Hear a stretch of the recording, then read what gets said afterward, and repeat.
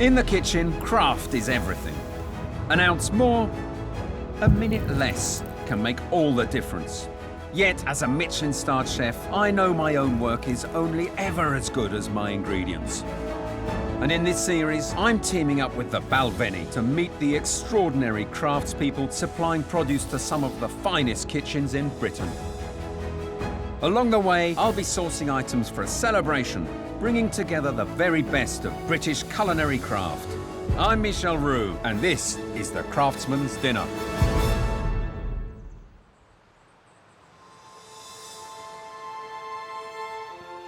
In the 19th century, steel from Sheffield powered the engine of a global empire. Today, its army of skilled metal workers have all but disappeared.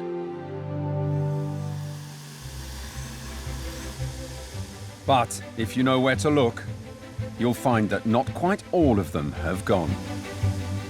Will Ferraby is one of the last people in Britain making knives the old-fashioned way, by hand. I've come to his workshop to see if he can supply a truly exceptional knife for my Craftsman's Dinner. Now, I understand that you're a bit of a dying breed, aren't you?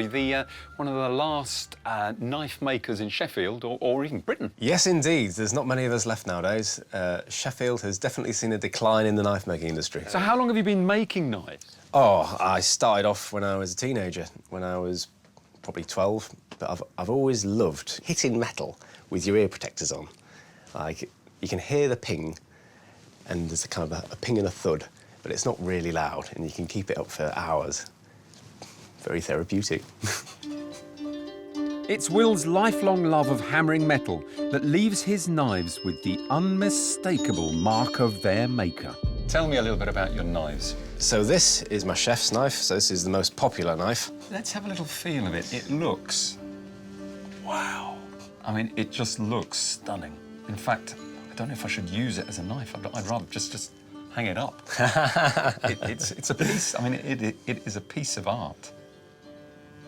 For my Craftsman's Dinner, I need a knife that's got elegance, style, that's obviously handmade. It's got to be a true chef's knife, but it's got to be one that we can show off as well at the table, that's got a bit of theatre to it. OK, a showpiece. Right, well, we've got the forge over there. Let's get on with it. The starting point for Will's knives is sheet steel from the final batch ever produced by Sheffield's last remaining steel mill.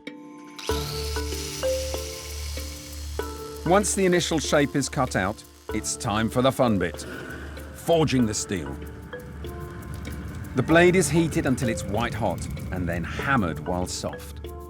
It's this hand-forged technique that makes Will's knives look like nothing else you might buy on the high street.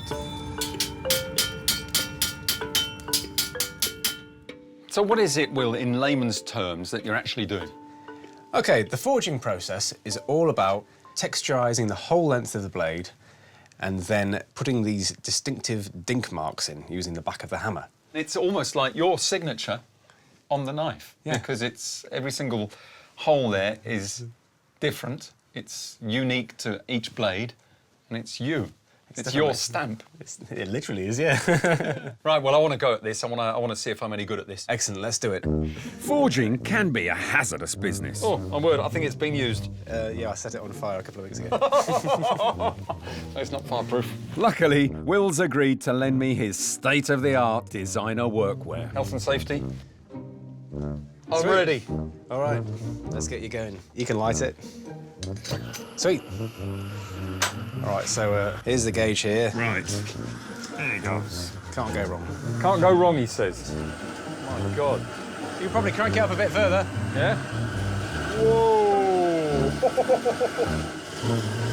My forging technique may not be quite up to Will's standard. Off. Yeah.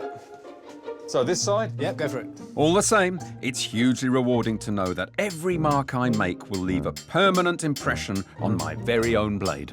Is that hard enough? Yeah, perfect. Wow. Yet the dents in the metal aren't just there to look pretty.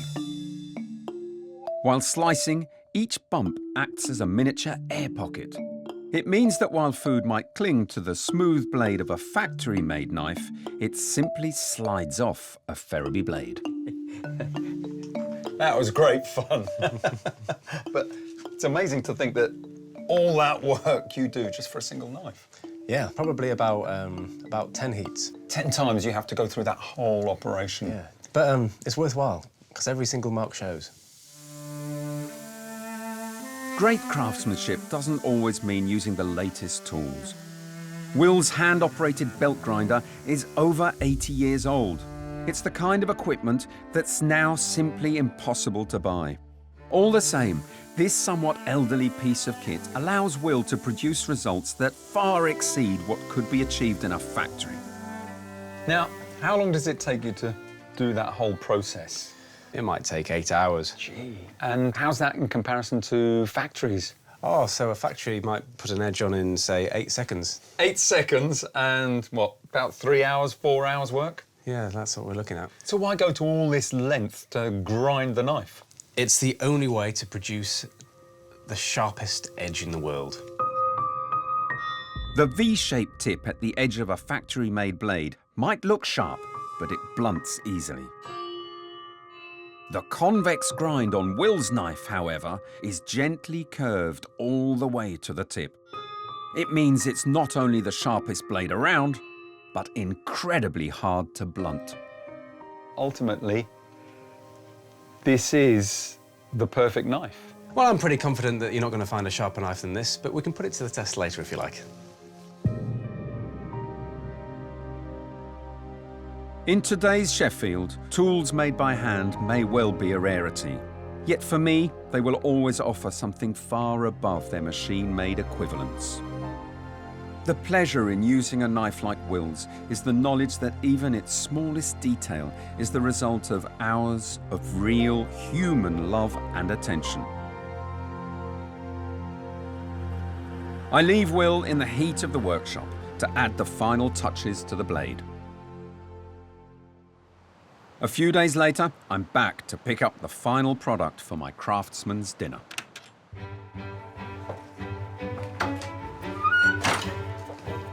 Hi, Michel. How you doing? Good to see you again. Good to see you. Now, here we are in its special box. It's in here, in its lovely box. Okay, Yeah. let's have a look. Oh, wow, look at that. I can see all those little holes, those divots or dimples that you made. And you. Yeah, all right, maybe that one or that one. Yeah, all the good ones. Wow, it's got my name on it. Yep. Yep. Brilliant. And it just feels so good. Oh, that is stunning. Oh, I'm glad you like it. Beautiful. Now, feels quite sharp. Mm-hmm. Should we put it to the test? Right, okay then. To see just how Will's knife squares up, he's devised a tomato-based knife-off against a factory-made blade. This is a shop-bought factory knife. You can have a feel.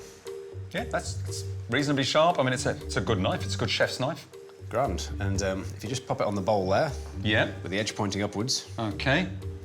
I'm gonna simply drop the tomato. I see where you're coming from. Okay, right. And let's hope that it'll perform.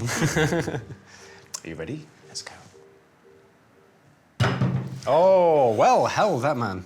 That was a real bouncer, wasn't it? It's kind of done something to the skin, but it's not really cut it at all, has it? That was it just bruised it.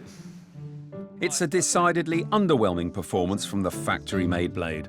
But can Will's knife fare any better? Now then, here's the real test for the Ferraby handmade knife, eh?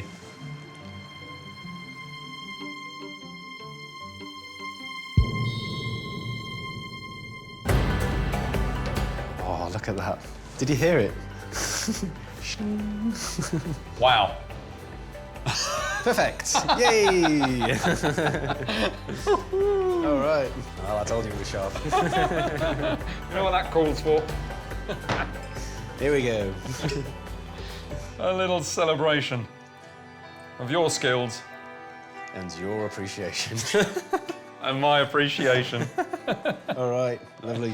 Ah, cheers. Good health. Cheers, man.